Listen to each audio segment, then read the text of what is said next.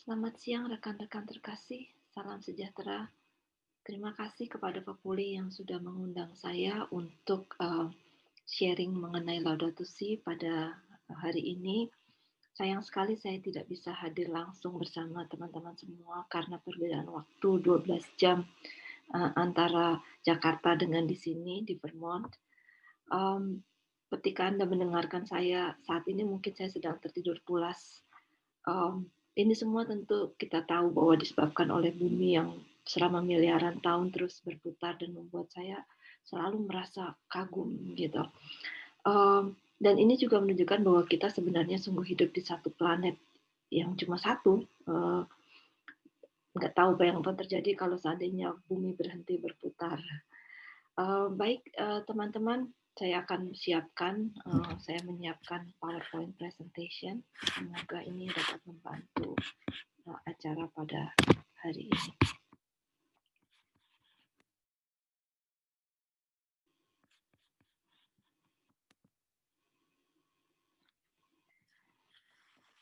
Sharing saya kali ini mengenai Laudato Si saya beri judul transformasi kultural dan spiritual. Kali ini agak berbeda dari beberapa kesempatan sharing Laudato Si yang saya lakukan di masa yang lalu, yang biasanya saya berfokus pada spiritualitas bumi dan ciptaan. Sebelumnya mari kita mulai dulu dengan ensiklik Laudato Si. Ensiklik ini merupakan ensiklik kedua dari Paus Fransiskus yang ditandatangani pada tanggal 24 Mei tahun 2015 tetapi diumumkan ke publik pada tanggal 18 Juni 2015. Sekilas tentang Laudato Si itu sendiri adalah sebagai berikut. Sebetulnya Paus Fransiskus sudah menyiapkan cukup lama sebuah ensiklik yang akan berbicara mengenai lingkungan hidup. Tetapi kemunculannya dipercepat akibat kunjungan beliau ke Filipina pada waktu itu yang baru saja dilanda super typhoon Haiyan. Bahkan ketika beliau ada di sana terjadi typhoon lagi yang lain sehingga kalau dari dokumentasi kelihatan bahwa orang-orang pakai jas kuning, jas hujan. Dan ketika melihat orang-orang sederhana yang berjam-jam menunggu di bawah hujan, ini Paus Fransiskus merasa tergerak. Hatinya sungguh tergerak seperti cerita Yesus sendiri ya, bergerak dengan belas kasih karena memang beliau ini kan sangat dekat dengan orang-orang miskin. Maka tidak mengherankan jika ensiklik ini juga tidak hanya berbicara mengenai lingkungan hidup, tetapi juga mengangkat banyak isu yang berkaitan dengan masalah sosial. Sehingga ada yang mengatakan bahwa ensiklik ini sebetulnya merupakan ensiklik ajaran sosial gereja plus karena tidak hanya mengenali martabat manusia dan menyerukan perbaikan relasi antara manusia, tetapi juga mencoba memperbaiki relasi antara manusia dengan bumi dan ciptaan lain. Laudato Si ini merupakan sebuah seruan wake up call supaya kita itu bangun dan melihat realitas apa yang sebetulnya terjadi di bumi saat ini. Diawali pada bab 1 dengan paparan mengenai kondisi dan keadaan bumi saat ini dengan segala kerusakannya, realitas kita saat ini. Kemudian Paus Fransiskus pada bab kedua meluruskan pemahaman mengenai kisah penciptaan dan lain-lain yang intinya seputar tentang sebuah dunia yang dikehendaki oleh Allah. Mungkin kontras antara bab 1 dengan bab 2 yang realitas dengan yang ideal ini ditujukan dengan harapan ada suatu ketidaknyamanan dalam diri kita ketika membaca bahwa ada satu perbedaan yang sangat besar antara realitas saat ini dengan kondisi yang ideal sebagaimana dikehendaki oleh Allah. Dan diharapkan ini akan mendorong kita untuk melakukan sesuatu. Kemudian dalam bab 3, secara langsung to the point, Paus Fransiskus mengelaborasi akar manusiawi dalam krisis ekologi yang sedang terjadi saat ini. Sebuah rangkuman dari Gus Speth berikut ini cukup mewakili apa yang ingin disampaikan oleh Paus Fransiskus. Saya bacakan. tulisan Gustav ini. Dulu, saya pikir masalah lingkungan hidup terbesar adalah hilangnya keanekaragaman, runtuhnya ekosistem, dan perubahan iklim. Dan saya pikir dengan perkembangan ilmu pengetahuan selama 30 tahun, bisa mengatasi persoalan-persoalan itu. Tetapi saya keliru. Persoalan lingkungan hidup terbesar adalah selfishness atau egoisme, kerakusan, dan apati. Dan untuk mengatasinya kita membutuhkan transformasi kultural dan spiritual. Dan kami para ilmuwan tidak tahu bagaimana melakukannya. Sedikit cerita unik mengenai Gus Speth ini. Kutipan yang sama ini juga saya pakai ketika saya memberi sesi tentang Laudato Si di bulan Juni yang lalu. Biasanya kalau saya memberi sesi kepada publik ya, beberapa hari setelahnya saya saya berdoa ya, mendoakan supaya apa yang saya sampaikan itu memberi manfaat. Seperti juga orang yang menaburkan benih. Ada yang jatuh di tanah yang subur, ada yang jatuh di tanah yang berbatu, di tanah yang kering. Seperti perumpamaan dalam kitab suci. Doa itu bagi saya seperti menyiram air ke benih yang saya tanamkan. Berharap semoga benih itu jatuh di tanah yang subur. Kemudian beberapa hari setelah saya memberikan sesi di bulan Juni tersebut, saya pas sedang sendiri di biara waktu itu, saya keluar berjalan ke kebun. Di jalan saya ketemu sepasang suami istri yang datang berkunjung. Memang biara kami ini sering dikunjungi oleh orang karena Thomas Berry, pendiri biara kami ini dimakamkan di sini. Dan tentu saya menyapa ya, mereka dua orang saya nggak lihat mukanya karena pakai masker. Lalu saya tanya apa yang bisa saya bantu. Ya mereka bilang mereka mau berkunjung ke makam Thomas Berry dan saya memberi orientasi arah jalannya ke arah mana gitu. Setelah basa-basi, saya tanya, Bapak Ibu dari mana? Kalau saya boleh tahu siapa namanya. Ternyata orang itu adalah Gus Speth dan istrinya datang. Saya cukup kaget ya.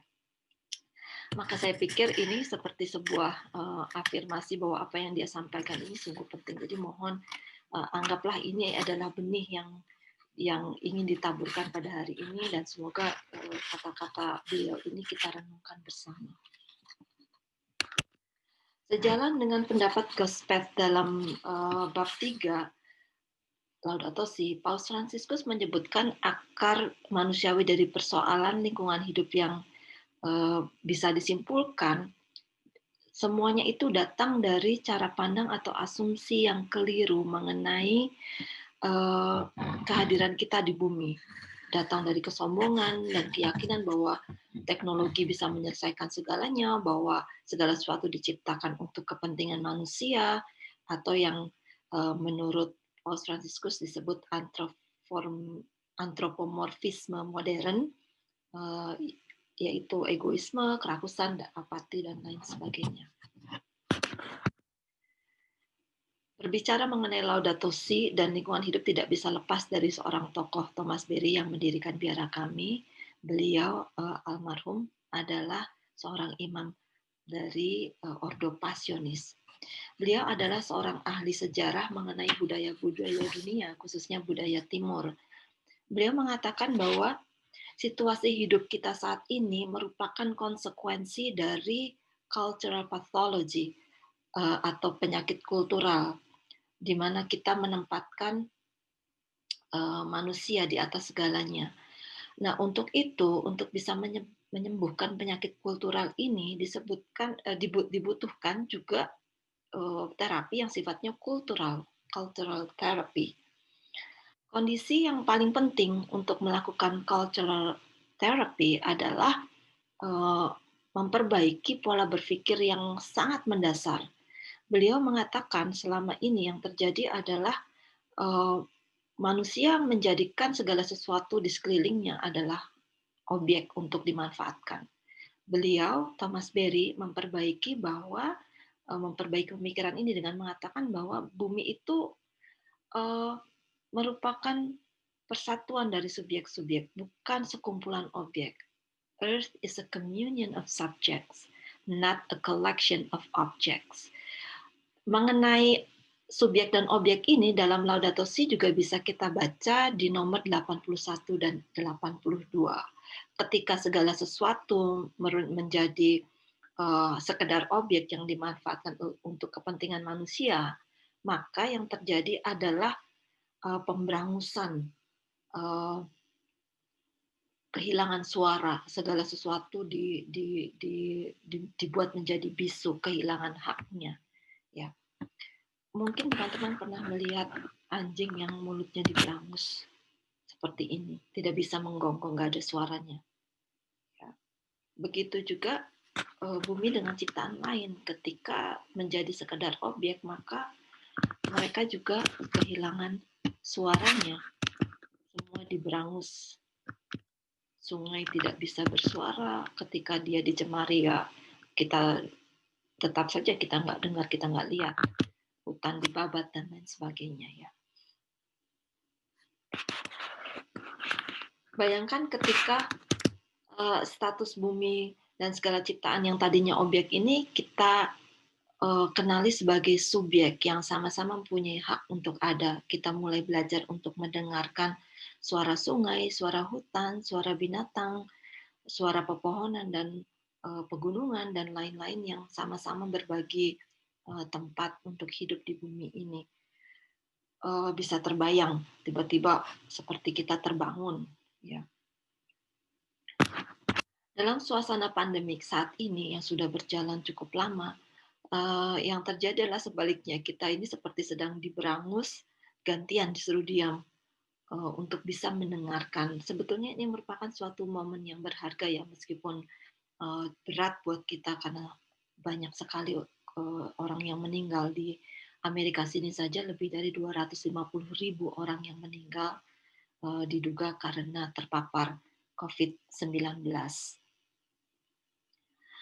Contoh yang sederhana dari kemampuan kita untuk mendengar adalah beberapa bulan yang lalu beredar heboh di media sosial. Wah, kita sekarang lihat langit menjadi biru. Tadinya mungkin kita nggak sadar, ya, bahwa langit itu warnanya biru karena sudah sekian lama kita sibuk dengan diri sendiri, tidak sadar bahwa langit itu selalu berwarna abu-abu, khususnya di Jakarta karena polusi. Nah, yang bisa kita lakukan saat ini adalah untuk melakukan terapi tahap awal, mengubah kultur kita yang menempatkan manusia di atas segalanya adalah dengan belajar mendengarkan. Mungkin teman-teman bisa mencoba di saat pandemik ini, meskipun ruang gerak kita terbatas, kalau ada kesempatan keluar ke alam terbuka, coba perhatikan apa yang ada di sekeliling kita. Kita mengkontemplasikan dan mendengar, membiarkan pikiran kita berhenti sejenak, mencoba mendengar suara alam. Kelihatannya sederhana dan mudah, tapi sebetulnya ini adalah sulit karena kebiasaan kita selalu sibuk dan pikiran kita selalu dipenuhi dengan berbagai macam hal. Mungkin kita akan mulai untuk melihat ada pohon, misalnya pohon mangga. Pohon mangga sekarang sedang berbuah, sedang berbunga. Lalu tiba-tiba pikiran kita bisa saja lari. Wah, enak ya kalau makan siang-siang begini, makan rujak mangga. Lalu tiba-tiba lompat ke pemikiran, wah, seandainya saja saya bisa pergi ke Bogor saat ini, beli asinan Bogor. Oh ya, nanti kalau makan asinan Bogor bisa sekalian mampir di Sotomi, atau pergi ke Tajur belanja tas dan lain sebagainya. Dari pengalaman-pengalaman itu mungkin teman-teman akan bisa menyadari betapa sulit buat kita untuk berhenti sebentar, membersihkan pikiran kita dan mencoba melihat sekeliling kita. Ini butuh sungguh latihan untuk bisa mendengar dan mengenali bahwa dunia sekeliling kita dipenuhi oleh subjek-subjek ciptaan Allah lainnya yang selama ini kita anggap sebagai objek, bahwa Allah memberikan begitu banyak keindahan di sekeliling kita. Ketika kita mulai bisa melihat dan mendengar suara ciptaan lain, maka secara spiritual pun kita akan mengalami pembaruan karena tembok yang membatasi antara kita dengan ciptaan lain mulai runtuh. Dalam kitab suci sebetulnya dan juga dalam tradisi gereja Katolik, sumber iman kita, perwahyuan ilahi itu bukan hanya datang dari kitab suci, tetapi juga dari yang namanya the book of nature, perwahyuan ilahi melalui ciptaan di bumi. Saya kebetulan hidup di tempat yang di tepi hutan ya. Saya sendiri masih berjuang untuk bisa secara penuh berelasi dengan ciptaan lain. Tetapi dari pengalaman saya, ketika saya bisa masuk dalam suasana yang sangat hening dan mengenali ciptaan lain, mereka itu sangat dekat, jadi tidak ada jarak. Ini foto-foto yang saya buat ketika saya bisa mampu masuk dalam keheningan, itu ternyata binatang-binatang itu dekat sekali. Dengan mudah ketika kita mengulurkan tangan, mereka nggak lari, mereka nggak terbang, mereka merasa nyaman dan aman dan tidak terancam dengan kehadiran kita, sehingga mereka mau mendekat kepada kita. Dalam kitab suci juga disebutkan, kitab Ayub bab 12 ayat 7, bahwa kehadiran alam sekitar ini bisa mengajari kita. Dalam Ayub disebutkan, tetapi tanyakanlah kepada binatang-binatang, maka mereka akan mengajar engkau. Kepada burung-burung di udara, mereka akan memberitahu engkau. Kesadaran mengenai persatuan subjek-subjek ini akan semakin membantu kita untuk melihat interkonektivitas, keterhubungan antara kita dengan ciptaan-ciptaan lainnya. Maka Paus Fransiskus mengemukakan apa yang disebut dengan ekologi integral, yang artinya mengandalkan interkonektivitas antara kita dengan ciptaan lainnya. Ekologi integral sendiri adalah sebuah istilah yang pertama kali diungkapkan oleh Thomas Berry pada tahun 1995. Jadi sebetulnya merupakan hal yang baru, tetapi bukan hal baru, tetapi baru kita dengar gaungnya ketika Paus Fransiskus menulis ensiklik Laudato Si ini. Thomas Berry juga mengatakan karena interkonektivitas yang sangat tinggi, kalau planetnya sakit, planet bumi sakit, kita nggak bakalan sehat. We cannot live a healthy life on a sick planet. Dalam di tahun 2013, dalam usaha untuk menyadari keterhubungan ini, semoga teman-teman Pepulih masih ingat, tahun 2013 bertepatan dengan ulang tahun Pepulih ke-9, Pepulih menjadi sponsor menyelenggarakan simposium Awakening the Dreamer, Changing the Dreams, membangunkan pemimpi mengubah impian. Mungkin bisa dikenali di situ foto ada Bu Agustin, Ibu Maria, Pak Rudi, dan lain-lain. Dalam simposium itu disebutkan bahwa akar permasalahan kita sebenarnya adalah ketidaktahuan kita bahwa bumi dan kita adalah satu. Selain itu disebutkan dalam simposium tersebut, ilmu pengetahuan sudah menemukan dengan metode teknologi modern, sekedar mengafirmasi penemuan dari suku-suku pribumi, suku-suku asli sebelumnya, bahwa bumi dan kita adalah satu kesatuan. Sehingga apapun yang kita lakukan terhadap bumi, itu kita lakukan terhadap diri kita sendiri. Maka tidak mengherankan suku-suku asli punya praktek kehidupan yang jauh lebih sustainable, jauh lebih berkelanjutan, dan kita bisa belajar dari kearifan mereka selama ini. Sayangnya, karena kesadaran akan kesatuan ini menghilang, sudah terjadi putus relasi kita dengan bumi, maka dengan mudah kita termakan oleh tawaran-tawaran dari konsumerisme yang menghasilkan problem yang sekarang menjadi problem besar, khususnya di Pulau Jawa dan Jakarta, yaitu masalah sampah. Maka sekarang hebohlah bagaimana caranya kita mengatasi ini. Ya, saya bersyukur bahwa sudah mulai banyak komunitas-komunitas yang mencoba mengatasi persoalan ini, mengatasi persoalan sampah yang sudah jadi persoalan pelik.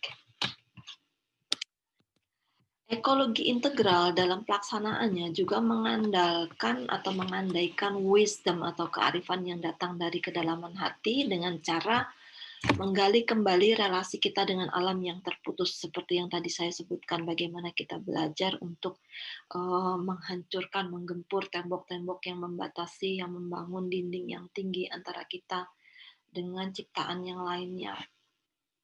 Thomas Berry mengatakan bahwa umat manusia sudah mencapai titik kekuasaan yang sedemikian besar, tetapi kekuasaan itu tidak dibarengi dengan kearifan yang sepadan.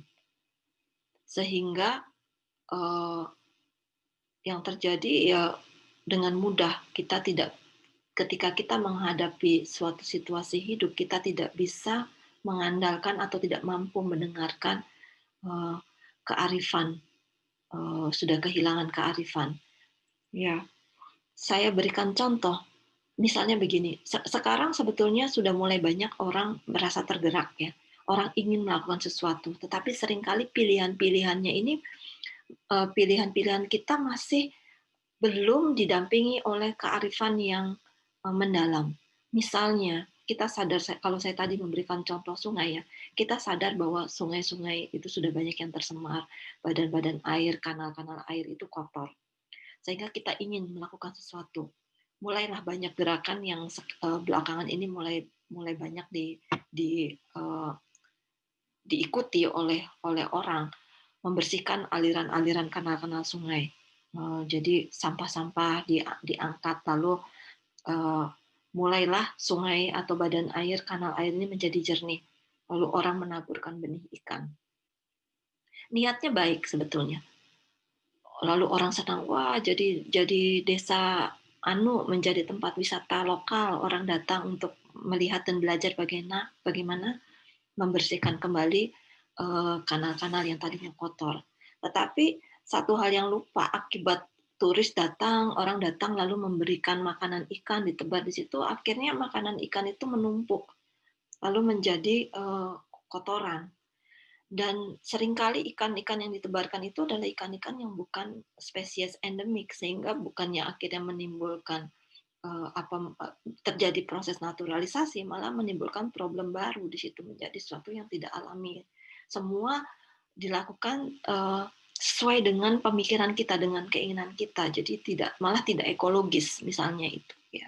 Sehingga kalau kita mau mengembalikan fungsi-fungsi badan air adalah kita harus tahu dulu di sekitar situ ekosistemnya seperti apa, lalu spesies yang endemik apa, sehingga semua dipulihkan menjadi kondisi seperti sebelumnya, bukan kembali melakukan inisiatif-inisiatif sesuai dengan pemikiran kita. Maka perlu memang kearifan mendalam untuk mencari tahu apa yang terbaik kalau kita mau melakukan perbaikan-perbaikan lingkungan hidup. Masalah sampah misalnya, seringkali dengan mudah kita bakar aja sampah-sampah plastik yang nggak bisa dibakar aja. Tetapi akibatnya apa? Justru menimbulkan pencemaran yang membahayakan kesehatan manusia dan kesehatan makhluk hidup lainnya. Jadi perlu sekali menggali terapi kultural melalui menggali kearifan yang datang dari kedalaman hati. Kita belajar dari sumber-sumber yang bisa membantu kita untuk menjadi lebih arif dalam mengambil keputusan. Seringkali dalam berbicara mengenai pendidikan spiritualitas ekologis kearifan ini, orang seringkali nggak sabar. Kalau saya bicara tentang spiritualitas, banyak yang bicara suster kalau ngomong di awang-awang, saya maunya langsung aja aksi seperti apa yang harus kita lakukan. Gitu. Ini sangat ironis. Spiritualitas dianggap sebagai suatu teori, bukan sebagai sesuatu benih yang kita perlu refleksikan, perlu kita renungkan untuk bisa menggali kearifan atau kebijaksanaan dari dalam hati kita.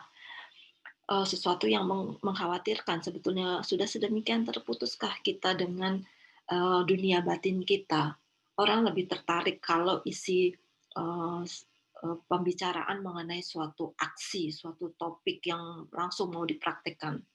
Ya, sudah 9 bulan kita menghadapi situasi pandemik yang memaksa kita untuk diam. Seberapa jauh kita berhasil untuk masuk ke dalam dunia batin kita, untuk menyelami hati kita, untuk mengenali seberapa jauh manusia itu sebetulnya sudah menyimpang dari apa yang dikehendaki oleh Tuhan, oleh Allah. Saya pikir demikian ya. Eh, saya tutup dengan kalimat yang perlu dipikirkan, yang perlu menjadi pedoman sebagai obat untuk terapi kultural dan spiritual. Perlu kita renungkan lagi bahwa Earth is a communion of subjects, not a collection of objects. Bahwa bumi adalah persatuan para subjek, bukan sekumpulan objek-objek. Terima kasih teman-teman, selamat siang. Kalau ada pertanyaan, bisa ditujukan kepada Pak Pulih, kepada Mbak Nana, atau mungkin teman-teman lain. Nanti saya bisa jawab di lain kesempatan, atau saya bisa jawab secara tertulis. Demikian, terima kasih banyak atas perhatiannya. Selamat siang.